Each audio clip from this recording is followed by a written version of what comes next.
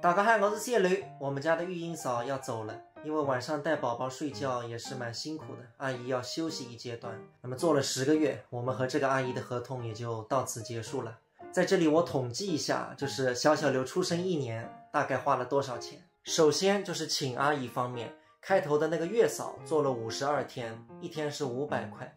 那么就是2万6，因为月嫂嘛要照顾产妇和宝宝，所以费用要比育婴嫂高。但是最后结算的时候是付了2万7，因为中间有一天是端午节，3倍工资的1500一天，所以月嫂花了2万7。之后就是现在这个阿姨了，8500一个月，再加上每个月有中介费的几百块，再加上阿姨的吃喝住，那么基本上育婴嫂一个月是在1万块左右，也就是说10个月的话10万，再加上前面的月嫂就是12万7千，那么总体算下来，请阿姨可能在13万左右，因为中间有一些该放的假我们没有给阿姨放，比如说阿姨是做26天，休息4天一个月，那么有时候我们比较忙，那一个月的4天阿姨不休息，那么都是要单独日结给阿姨的。所以我们算下来就阿姨这一块的开销一年就是13万，然后还有小孩的奶粉、尿不湿，还有他身上涂的一些东西，什么抚触油啊、儿童零食，还有吃的一些补钙的东西，可能算下来在15000块左右。因为我们断奶比较早嘛，4个月就断了，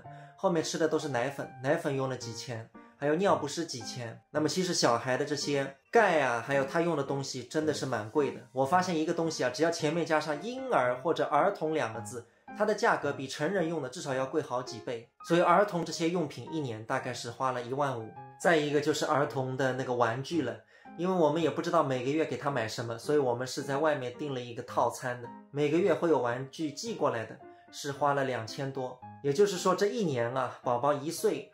我们花的钱应该是在15万左右，不算不知道，一算吓一跳。朋友们，不知道你们家宝宝出生1年会花掉多少钱？其实说心里话，我们已经是很省了，因为当初刚刚出生的时候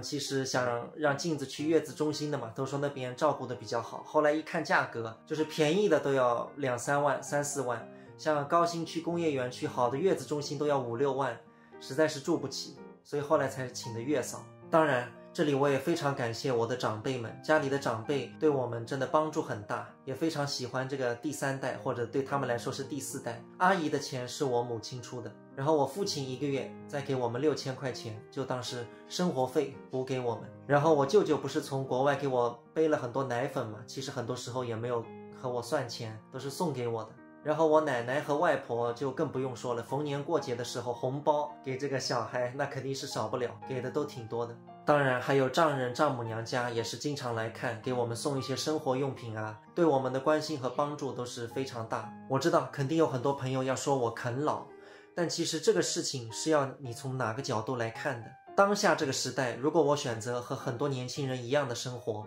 不结婚不生孩子，你们说他们会被我啃吗？长辈肯定不会管我，因为你自己选择那样一个人的生活，你躺平那是你自己的事情。但是我现在选择了结婚生孩子，在这个时代，在1线的城市，压力是非常大的。应该说没有一个年轻人现在能够靠自己结婚买房娶老婆生孩子，不需要父母帮助的，基本上是不可能。所以他们愿意帮助我，他们其实是非常开心的。所以这个其实是父母对孩子的爱，长辈对孩子的关心。像大家周围有很多朋友，肯定也是一家人都背上了贷款，就为了让孩子讨个老婆，是不是啊？在1线城市这种情况是很多见的，至少我们没有做到那一步。我觉得一个小房子、小家庭、小日子过过，真的已经很幸福了，知足常乐。然后我们后面的阿姨还会请，只不过请的可以相对来说价格便宜一点，因为小孩大了嘛，带起来方便了。可能再过些日子，只要请一个家政阿姨帮我们烧烧饭就可以了，孩子我们就可以自己看得住了。所以最后我总结一句啊，如果说子女可以用到父母的钱，父母也愿意给子女花钱，这是天底下非常幸福的事情。如果说子女花不到父母的钱，父母也不愿意给子女花钱，我认为这才是有问题的。朋友们，你都讲阿对。